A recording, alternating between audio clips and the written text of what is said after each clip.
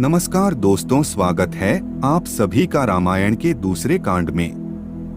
महर्षि वाल्मीकि द्वारा रचित महाकाव्य रामायण का अयोध्या कांड दूसरा भाग है। आपको बता दें कि इस महाकाव्य के अयोध्या कांड में 119 सर्ग हैं और इस सर्गों में 4286 श्लोक शामिल किए गए हैं। इस कांड का पाठ पुत्र जन्म, विवाह और गुरुदर्शन के लिए किया जाना चाहिए। श्री राम के राज्याभिषेक की तैयारी।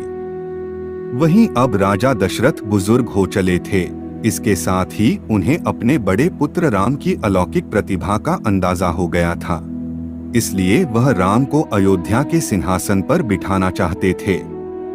वहीं दूसरी तरफ अयोध्या नगरी की पूरी प्रजा भी श्री राम द्वारा किए कामों से बेहद प्रसन्न थी, क्योंकि श्री राम बेहद परोपकारी और उदार हृदय के थे और प्रजा चाहती थी प्रभु राम अयोध्या नगरी के राज सिंहासन पर बैठे। इसके लिए राजा दशरथ ने अपने सभी मंत्रियों को भी राम के राज्याभिषेक की तैयारी के आदेश दे दिए थे, जिसके बाद राम के राज्याभिषेक की तैयारियां जोरों से शुरू हो गई थी। दासी मंत्रा द्वारा माता कैकेयी को भड़काना। जब राजा दशरथ ने राम को अयोध्या का उत्तराधिकारी बनाने का फैसला लिया तो पहले रानी कैकेयी इस बात से खुश थी, लेकिन कैकेयी की दासी मंत्रा को यह बिल्कुल पसंद नहीं आया। उसने रानी कैकेयी को इस बात पर खुश देखकर नाराजगी जताई और फिर रानी कैकेयी को भड़काना शुरू कर दिया। और फिर मंत्रा रानी कैकेयी की बुद्धि फेर दी। मंत्रा ने रानी कैकेयी से उनके पुत्र भरत को उत्तराधिकारी बनाने के लिए कहा और सलाह दी कि रानी कैकेयी को इसके लिए क्या करना चाहिए। तब दासी मंत्रा ने राजा दशरथ द्वारा दिए गए 2 वचनों के बारे में कहा। इसके बाद कैकेयी अपनी दासी की सलाह पर कोप भवन चली गईं। रानी कैकेयी का कोप भवन जाना। मंत्रा के कहने पर रानी कैकेयी कोप भवन में जाकर रहने लगी और उन्होंने अन्न जल सबका त्याग कर दिया। वहीं दूसरी तरफ राजा दशरथ अपने पुत्र राम के राज्याभिषेक को लेकर काफी खुश थे और पूरा महल खुशियां मना रहा था। और यह खुशी राजा दशरथ अपनी प्रिय रानी कैकेयी से भी बांटना चाहते थे।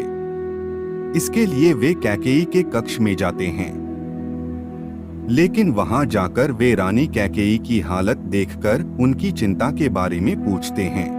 तब रानी कैकेयी उनकी किसी भी बात का कोई जवाब नहीं देती हैं।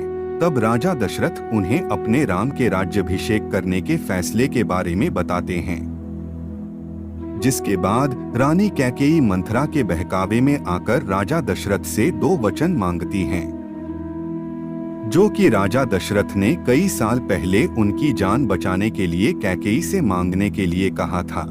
रानी कैकेयी राजा दशरथ से अपने पहले वचन के रूप में राम को 14 साल का वनवास और दूसरे वचन के रूप में अपने पुत्र भरत को अयोध्या के राज सिंहासन पर बिठाने के लिए कहती हैं। कैकेयी के इन दोनों वचनों को सुन राजा दशरथ चौंक गए और फिर कैकेयी को समझाते हुए इन दोनों वचनों पर दोबारा से विचार करने और इन वचनों को वापस लेने के लिए बोले, लेकिन कैकेयी अपनी बात पर अटल रहीं। श्री राम को 14 वर्ष का वनवास। रानी कैकेयी के दोनों वचनों को सुनकर राजा दशरथ बेहद आहत हुए थे और वे रानी कैकेयी के दोनों वचनों को मानने से मना कर देते हैं। लेकिन रानी कैकेयी कहती हैं कि यह रघुकुल की रीति है कि प्राण जाए पर वचन नहीं जाए और आप अपने वचनों से पीछे नहीं हट सकते। इस तरह राजा दशरथ को रानी कैकेयी के वचनों का न चाहते हुए भी मानना पड़ता है। इसके बाद उन्होंने भरत को राजगद्दी सौंप दी और प्रभु राम को 14 साल के लिए वनवास जाने के लिए कहा। वहीं भगवान राम तो मर्यादा पुरुषोत्तम थे, इसलिए वे रघुकुल की रीति की रक्षा के लिए और अपने माता पिता की आज्ञा का पालन करने के लिए वनवास जाने को तैयार हो जाते हैं। वहीं जब माता सीता और उनके भाई लक्ष्मण को वनवास जाने के बारे में पता चला तो उन्होंने भी राम के साथ वनवास जाने का आग्रह किया। पहले तो श्री राम ने सीता को वन ले जाने के लिए मना कर दिया। तब सीता ने प्रभु राम से कहा कि जिस वन में आप जाएंगे वही मेरा अयोध्या है और आपके बिना अयोध्या मेरे लिए नरक की तरह है। जिसके बाद वे सीता को अपने साथ ले जाने के लिए तैयार हो गए और बाद में लक्ष्मण को भी अपने साथ वन ले जाने की अनुमति दे दी। इस तरह प्रभु राम, माता सीता और लक्ष्मण तीनों अपने 14 साल के वनवास के लिए निकल पड़े। वियोग में निकले राजा दशरथ के प्राण। राजा दशरथ का राम से अत्यधिक लगाव था और उनका बिछड़ना मन ही मन उन्हें परेशान कर रहा था। वह यह वियोग सहन नहीं कर सके और कुछ समय बाद अपने पुत्र के वियोग में उन्होंने प्राण त्याग दिए। इस दौरान भरत अपने मामा के यहाँ गए हुए थे। तभी उन्होंने इस घटना के बारे में सुना, जिसके बाद वह अपनी माता कैकेयी पर अत्यंत क्रोधित हुए और उन्होंने अपनी माता का त्याग कर दिया। भरत अपने माता के किए पर बेहद दुखी हुए और उन्होंने अयोध्या की राजगद्दी पर बैठने से मना कर दिया और वह अपने भाई राम को अयोध्या लाने के लिए उन्हें वन में ढूंढने के लिए चले गए।